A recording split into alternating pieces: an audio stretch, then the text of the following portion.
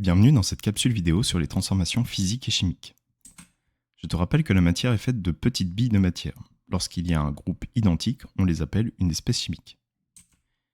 Dans une transformation physique, les espèces chimiques sont les mêmes avant et après la transformation. La matière a uniquement changé d'apparence. C'est le cas dans les changements d'état. L'eau solide, quand elle fond, devient de l'eau liquide. C'est la même espèce chimique, mais elle a changé d'apparence. À droite, tu peux voir que les billes sont juste organisées différemment, mais ce sont les mêmes. La dissolution est également une transformation physique. Dans l'exemple, le sucre est passé de solide à une autre forme. Mais il est toujours présent, car on peut le sentir quand on boit de l'eau sucrée. Et on peut le récupérer en chauffant l'eau. Dans une transformation chimique, les espèces chimiques sont différentes avant et après la transformation.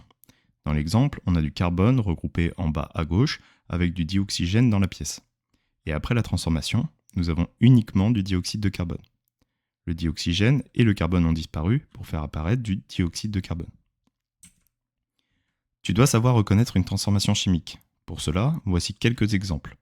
Si en mélangeant deux substances, tu vois un changement de couleur, tu sens une odeur, qu'il y a l'apparition d'un gaz qu'on appelle une effervescence, ou d'un solide qu'on appelle précipité, ou s'il y a une détonation, alors c'est la preuve d'une transformation chimique. Voilà, tu sais tout ce qu'il y a à savoir sur les transformations physiques et chimiques. Je te souhaite bon courage dans tes révisions.